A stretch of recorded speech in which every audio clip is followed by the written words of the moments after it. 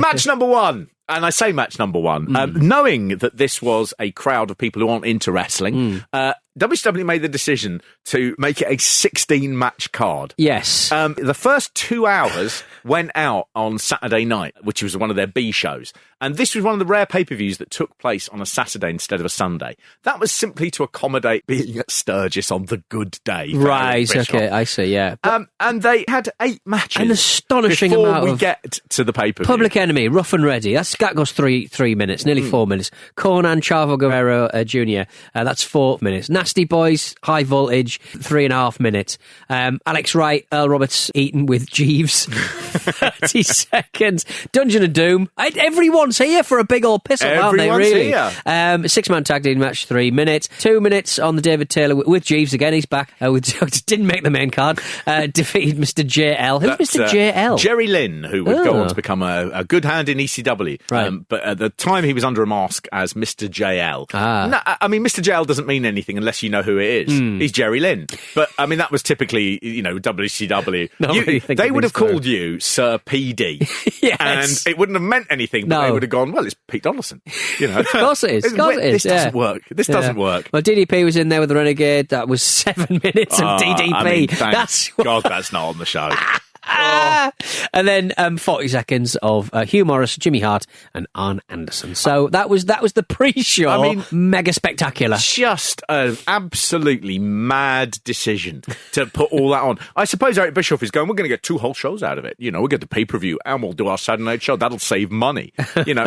Awful. Yeah. Sonny Ono comes out with this match with Ultimate Dragon, the Ultimo Dragon of Japan, who was called Ultimate because that's a British word, an English word, versus the WCW Cruiserweight Champion, Rey Mysterio Jr.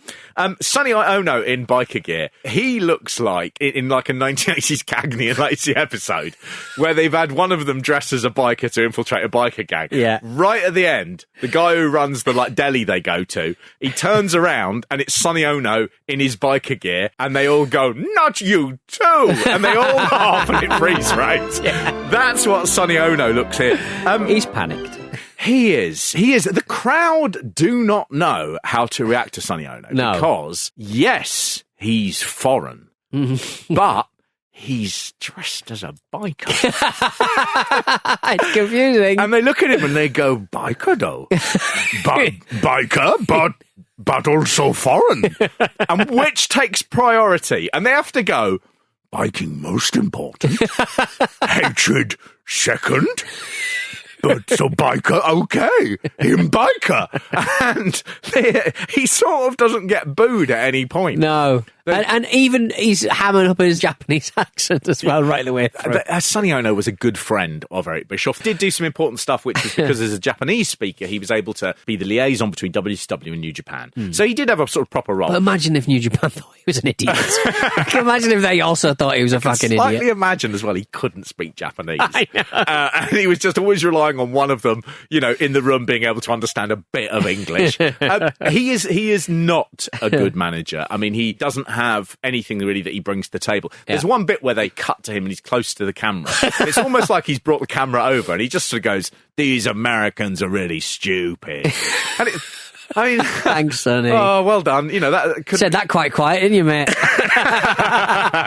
Said that nice and quiet. There's quite a lot of wrestlers talking very much to the camera, right. And it's a way of being able to not have to engage, I think, with the crowd with around the crowd, them. yeah. And Mike Tenay is on a little bit of commentary here as well, and they brought him in. Always because bring him in for the Mexicans. Well, exactly, But it does look different, this. I mean, that's the one thing about this show, is it does have a distinct identity. Yeah, because loads of bikes blaring the whole time.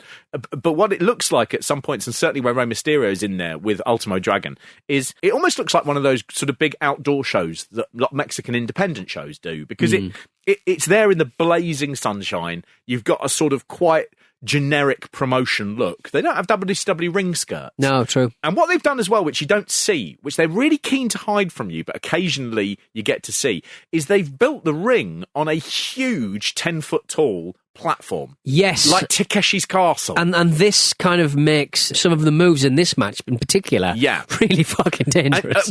They do. And you can see in other matches, people are rolling out of the ring and suddenly realising there's like an 8 or 9 foot drop just into the dirt. But what they work really hard to do is not show you what they've done. And it's obviously done because it's just a field. So they've had to elevate the ring. So people can see. But I was thinking to myself, that's fantastic. I want to see that big, like, wedding cake ring on the top with everyone it's like jumping gladiators around. with the sort of like levels up sort of thing. Yeah, where you had to knock people off. I mean, there's only Rey Mysterio and Ultimo Dragon who use this in some way. Yeah. And it's just odd that WCW treated it like a really dirty secret that they didn't want you to know. They'd had to build up their ring. The colours in this as well, because the sun is so bright with the filming, everything's sort of very washed out. Yeah. And it looks like sort of bleached bones in a desert. I found it sort of kind of magical. And the camper vans and people drinking beer visible, you know, it just made it feel like it really wasn't mainstream American wrestling. It felt like something sort of like more exciting. And I think this is one of the best matches that these two guys ever had in WCW. Right. I think that's down to a certain amount of nervous energy about how it feels.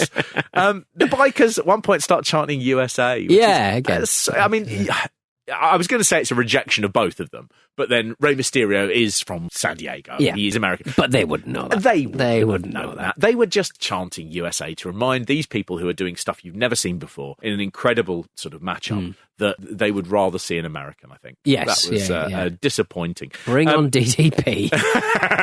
Bring back the Renegade. As Ultimo Dragon, he covers his ears at one point as they all chant USA, and he's doing a bit of heel work. And he just sort of turns, and you can see in the corner a blow-up doll appears. And a guy is trying to get that into the ring. That's not what we do here, mate. This isn't Gathering of the Juggalos. You know?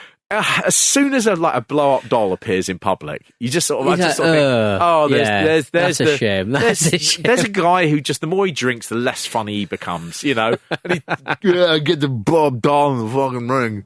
Maybe the one with a tea towel in his head will fuck it. Well, I guess with sex dolls and stuff, nowadays, you don't have the mouth hole for them. Because I think they'd like silly kind of hen do or stag do-y stuff. Got ya. They don't put the mouth hole in them anymore. Right. The really horrible ones were from the 80s where you had the mouth hole and you're like, something's going in there. Something's going into that. Yeah. But nowadays, they just sort of they don't look normal. They're sex dolls, Mark, for crying out loud. But they just don't have the mouth sort of thing. They're not sex dolls because we've all moved on now. Yeah. Sex dolls are the ones that they look like, when real people are, embalmed by serial killers. Yes. That's what we moved into. These are blow-up dolls. Yeah. And we've taken the sex out of what used to be sex dolls. Guys, today I will make sex with an incredible realistic doll. Check this out. We've sort of gone, nobody has sex with them. They're just for fun now. That's ridiculous. Knock them around. Everyone give them a big sort of smack and see if we can get them spinning around a room. Oh, this doesn't look good. Why do we order 15,000 of them? The more of them they are, the more acceptable they are. One bloke with one sex doll, awful. Three's a collection. Three, you sort of go, maybe there's a thing going. Yeah. Everyone's got one. You go, I don't know, it's sort of new, isn't it? It's Cindy Sleaze. During the middle of this match as well, we get the WCW helicopter above as well, which adds more noise, distraction. And that comes back in as a sort of mosquito throughout. And when it goes, you go, oh, thank God it's gone. It's like having a real helicopter above your house. You go, oh, that's gone. And then, suddenly you can hear it slightly, and you sort of go, oh, is it coming back? It's coming back. There you go, yeah. Hovering right over the middle of the thing. This match ends with a top rope Hurricane Rana, which was, even at the time, not necessarily a finishing move. Right. But I think they were like, well, that'll do. The best bit they do is, of course, when Ultimo Dragon goes on the outside, falls right off the side, lands on his feet in the dirt, and then Rey Mysterio jumps over and lands on him all the way. It's probably if they miss Rey Mysterio's jump. They miss it. He just comes out of the goddamn heavens. I think there was probably an edict about going, do not show the special platform shoe ring. And so he just comes out of nowhere. And I think it was a 15-foot drop. Yeah, that it's he does. spectacular what he does. Oh, it's so good. And imagine how great that would be if you could see the whole thing. Yeah. But they are very much our secret shame ring. But it would be, if you worked out the start, it's almost Hell in the Cell heights, really, without the table. Yeah. He goes, then look, the crowd do applaud this. Yeah. They're a bit because like... it's ridiculously dangerous. So good as well. I mean, Ray starts doing a rev motion with his wrist. Everyone rev, mate, they've been doing it all through the match. They don't need to be told, the horns start as well. The thing about those kind of horns, they're not bassy. They're just It's like how one vuvuzela can ruin a live show that you go to, especially if it's something like the National, the Crucible. Now look, all of you, we danced and Tituba conjured Ruth Putnam's dead sisters, and that is all. And mark this, let either of you breathe a word or the edge of a word about the other things, and I will come to you in the black of some terrible night, and I will bring a pointy reckoning that will shudder you.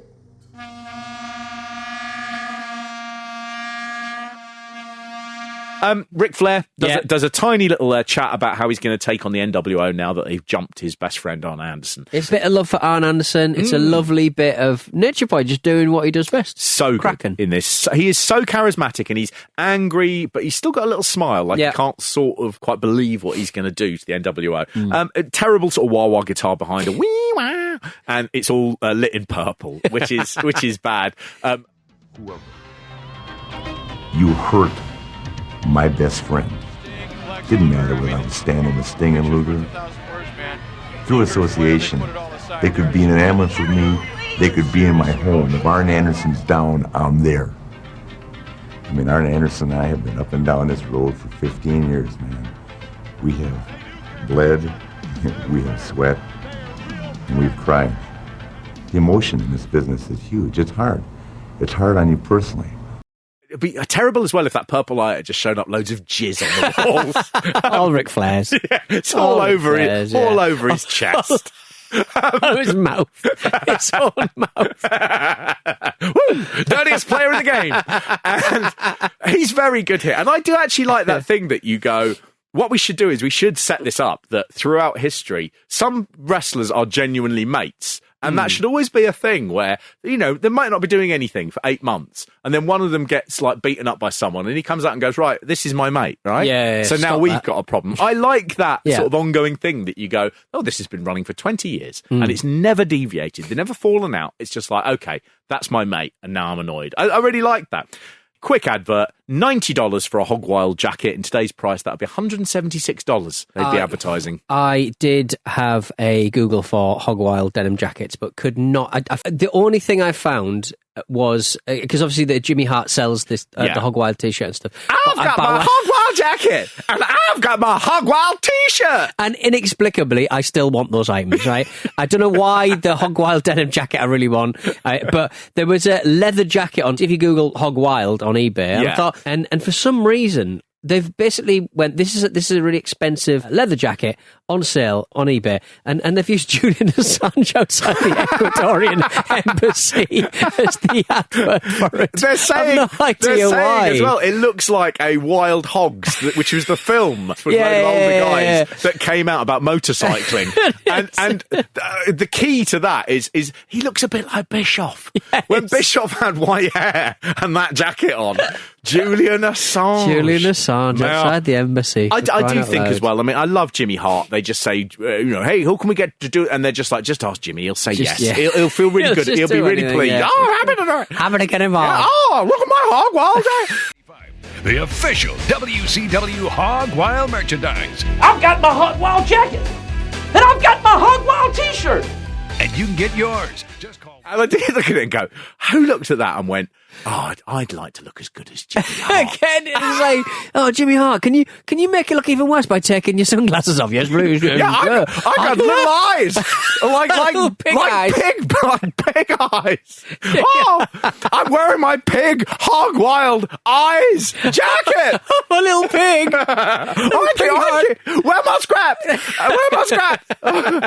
Was that okay? I'm more than happy to anyone. I'll tell you about my bifurcated penis. It grabs on. It's disgusting. I'm foul. Corkscrew Wanger. It goes in, don't come out. It got spurs on it. Jimmy, just say the price. Just say the price of the jacket. Well, Ric Flair got jizz on his mouth. Don't bring that purple light to me. Don't bring the purple light to me. If I used a jacket, it would pop. My bifurcated penis. Hart knew that.